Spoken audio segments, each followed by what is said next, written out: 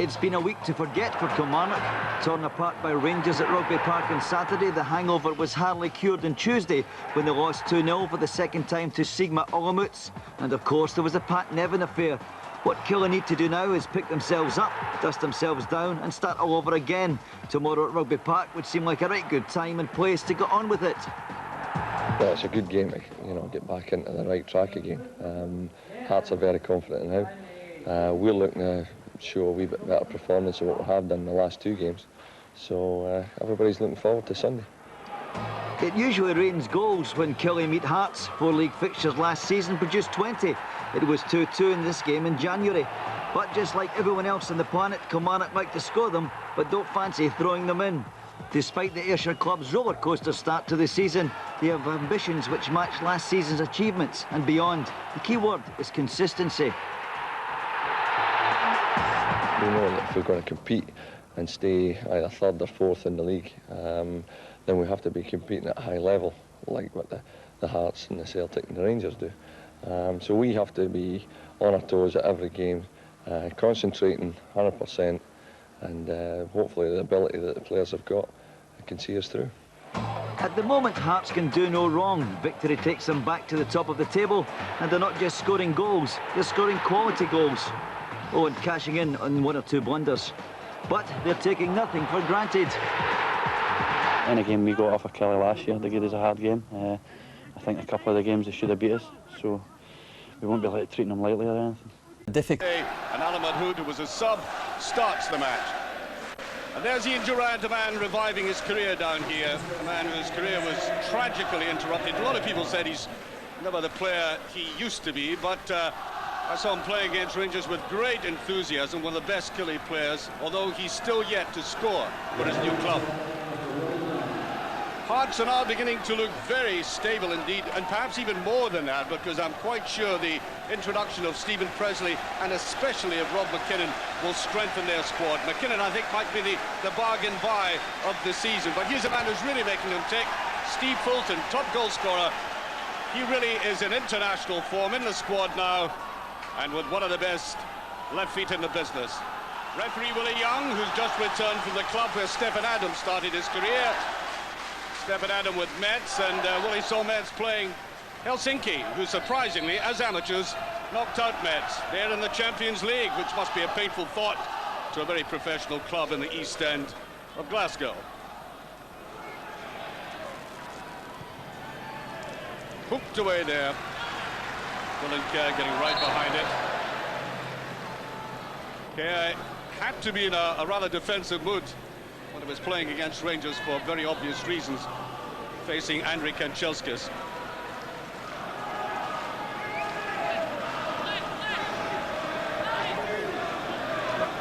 Last time we saw Hearts, of course, was against Dundee United. Nice little break, cutting outside there, and there's Gordon Marshall, who was on the top of his form against Rangers. Vareille inside. And McCOIST.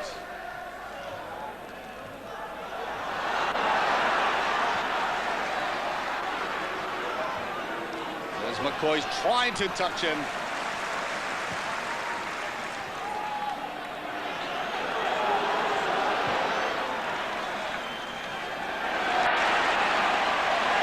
Picking it up just a little bit late, though, for Ian Durrant to pass on to that Hearts defence. Surprisingly, a little bit unsteady there, and there's a great save. Well, McCOIST, excellent position there for him.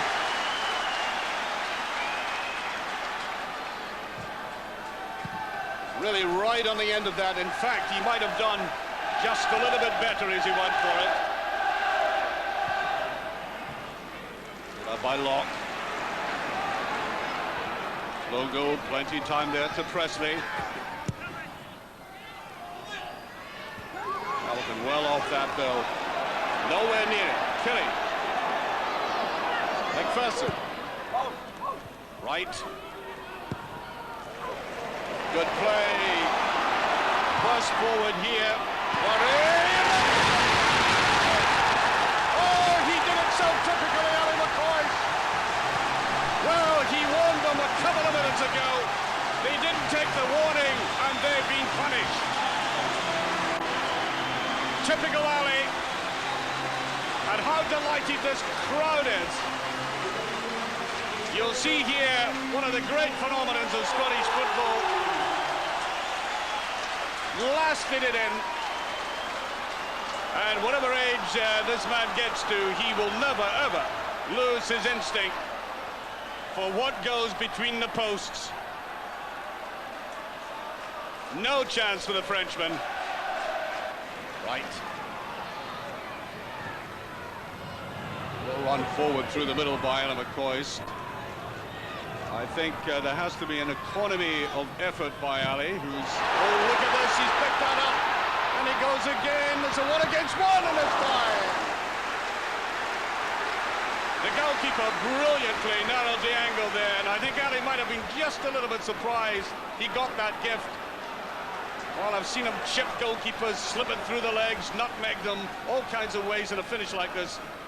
And this one, just a little bit flat. As Durrant comes away, tries to touch it into Mahood. Picked up by McGowne. All away now by Holt, who's going in there. Mahood. There's McCOIST. He might try a curling one. Brilliantly saved. And that's exactly what I thought he might do. Measured it up very well, and watch the goalkeeper getting across to that. He had to shuffle just a little bit, and I think he anticipated there was going to be a bit of curve in this, and there was. Ball played round the back, and Stephen Adam might just go through it. His jersey held. Can he get the shot in? He's looking for support now, getting it from Flogel.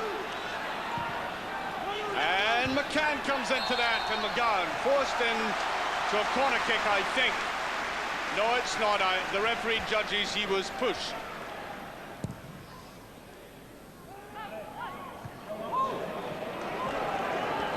Vareille did well to drag the ball with him. McCOIST is at the back again. Well, he's never been noted as Superman in the air, Ali.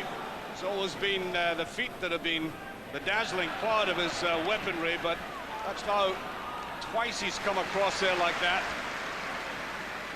Fulton. Hamilton. Here's Presley. There's a break forward by Stephen Adam. Kilmarnock tried to play them offside though. Weir. Presley making the run. When he cuts inside beautifully, can he touch it back? Stephen Adam couldn't get it in again, and I think Presley eventually caught offside, and that was, I think, about the best combined move Hearts have had in the game. All down to that more adventurous role by Presley, but eventually touched away from him, and he was offside in any case. And there goes the half-time whistle, and the Killie supporters underneath us languish in the sun, and perhaps even more in that score at the moment. Killie leading at half-time by 1-0. Fulton is MAKEL. Trying to get the opening. Katonga almost brushed contemptuously aside there. Here's the run by McCoy. Beautiful little reverse pass by Paul Wright, who's coming into the middle. It's Vareille. Just touched away as Gary Locke came back to nullify that move. Great play originating from Paul Wright, but Ali, that deftly curved little low ball there, which almost produced a touch by the Frenchman.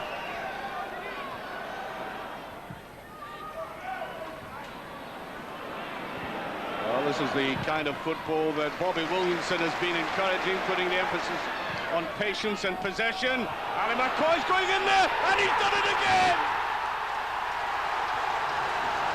Would you believe he crept in behind what I thought was an extremely negligent defence? Ali may have put this game out with Hearts' reach. Now watch this. Really, this should have been picked up. All credit to Ali for getting in there. But look at the way he crept in beside. A very experienced defender in David Weir, his second goal in the league, third altogether with that League Cup goal. And perhaps this might turn out to be the most valuable of them all.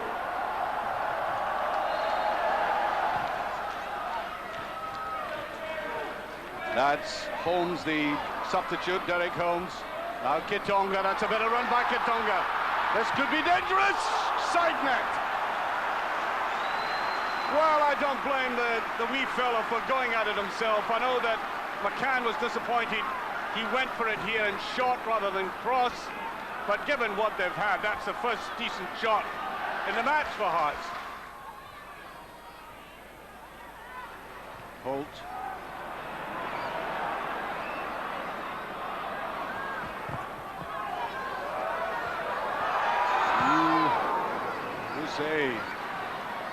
I think his mate, his French colleague Charbonnier at Ibrox, has that tendency as well to be a latter-day Beckenbauer. Well, that's a lovely little ball. There's no offside. This could kill it. Oh, good save, though. The Frenchman had to go to feet. Well, a real Gallic confrontation that time.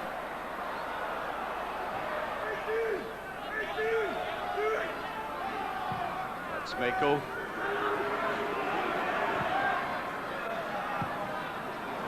Trying to come in, really leading the way well. MAKEL might have led for a goal, and it's so near. Well, he took that unexpectedly, I think, because they thought he might shoot with his left. Swivels it round here, but it made it more difficult for himself, actually. Fulton. There's Weir. McGowne. A goal now would make for a very interesting finish. MAKEL turns it well, trying to get it to his right foot. There's Holmes with a shot, and it's not far away. Well, they built up that very well as Kilmarnock had retreated very much into a kind of defensive shell, and MAKEL tried to drift it away initially. And then that final shot, which went diagonally across the goalkeeper. Ritchie. Logo tries to put it through. Now here's the break. This could be interesting. Picked up by Durrant. A position he relishes. McCoist giving support on the left-hand side. Here's McCoist again, and it's there! The man's hat-trick! What a glorious comeback to Scottish football. And he made it look ridiculously easy. The two ex-Rangers together in new colours, but with the old familiar style. Watch the timing of the pass. That was crucial to this. Just collided there. Weir caught in no man's land.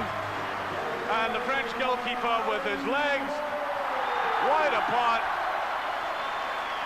and Ali McCoist quickly in there. MAKEL. Oh, Killie are now getting posh. Headers back from that position.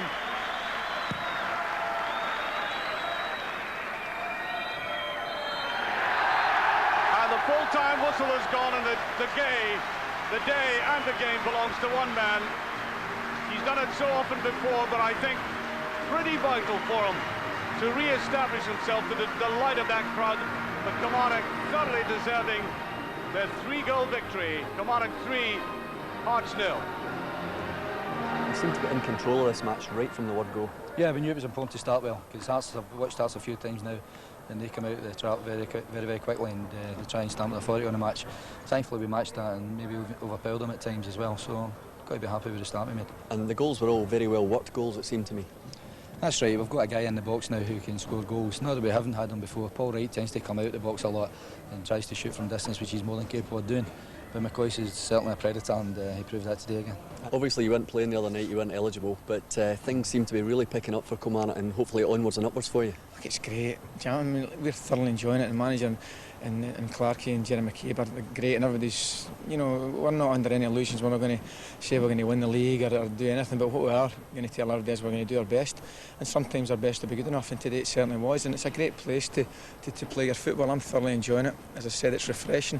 The lads have made me really welcome. Everybody's made me really welcome, from the fans and everybody that works here behind the scenes, and it's been brilliant, and just hopefully I can repay them a couple of goals, and the lads can repay them with the fans and everybody here with a couple of victories. I know you made a phone call right after the game just to check on the boy. How is he? He's doing well. He was listening to the game on the radio, so he's quite pleased. No, he's doing very well, thanks Jim. He's out of intensive care and he's up in the ward and he's getting well looked after, so it's been a good day all round. Good day all round, and it's been a good night for Ali McCoist, because this evening I can tell you he's been called into the Scotland squad for that match in Lithuania on Saturday. Jim Traynor, on that evidence today, he deserves to be there. Be fair. Well, I think he does. I mean, I always felt he should have made the World Cup anyway, Jim, and I think it was a mistake that Craig made in leaving him out, and I think that was shown because we didn't score very many goals or enough goals anyway. So I think that if he comes along and he's fit now, the difference is he wasn't fit, Craig said then. He's saying he's fit now, he's scoring 3 goals in one match. He may well be playing against Lithuania next Saturday. Craig Levine, it's a long time since I've seen Hearts so comprehensively outplayed as they were today. Yeah, I was surprised. I haven't seen a lot of Hearts this season, but I was surprised that they were so well beaten. Although I do think that Kilmarnock are a very good side, and when that man McCoist knocking the goals in, it's difficult for any team to play against them. Yeah, let's have a look at those 3 goals Ali McCoist scored this afternoon. Jim Traynor, he took every one of them so well, but great work here from Vareille on the right. It's very good. I mean, he brushes away the defender well, but McCoist gets in and he's so quick, just over the couple of yards. We used to say a couple of seasons ago that McCoist had lost that sharpness, but if you see here, he nips in very quickly indeed and just stabs that ball into the net, and the goalkeeper's not really got any chance there. Yeah. You don't want to give him any space at all in the box. And the second one, Craig, again, he gets in behind his defender.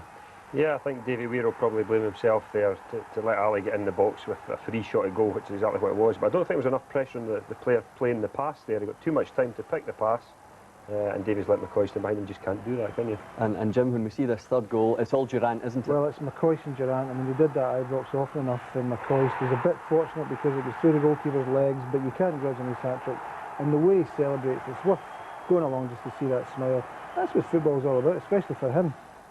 And Craig, I know that Jim Jeffries kept the players locked in for a few minutes after full time. He wasn't a happy man tonight, and he won't be happy with that defence, will he? Yeah, you sure it was just a few minutes? No, Jim, it'll be longer. It was a bit longer, yeah. No, I don't think he will be, and Jim won't be happy with him, and knowing the lads themselves, they'll be disappointed themselves to let 3 goals in. They're good players, they're good defenders, and they'll know that they haven't performed up to their abilities today. The time that it did pick up for Hearts, Jim, was when Jose Kitongo came on, and he had a great running shot as soon as he was on the park, virtually. I think this is it here, but I mean, he does have, he's a bag of tricks, as they say, but I do think he's a bit lightweight. I mean, that's tremendous skills, but he doesn't do that often enough, unfortunately, for Hearts and for himself, and I think that's why he very rarely starts a match. But I think Hearts feeling there, I mean, he's great balance, and these defenders don't know where he's going, and he almost scores. It's not a bad finish at all, pretty perfectly struck. But I think that for Hearts, their main problem, certainly today, was that they're key players, and I don't think Kitongo, because he doesn't start every game, as I said, is one of those. Their main problem is that they didn't get enough from likes of Fulton and McGowne, and their defence was very, very slipshod, very square, as we saw there as well, Jim. I think Pressley playing at fullback, he's not comfortable there. I think it's pretty unfair of Jim Jeffries actually to have got Pressley in and playing him out there. He's tried various people out there and it's not working for him, and I think Pressley's the latest victim, but it doesn't work. Yep, Hearts comprehensively beaten today. Well done to Kilmarnock.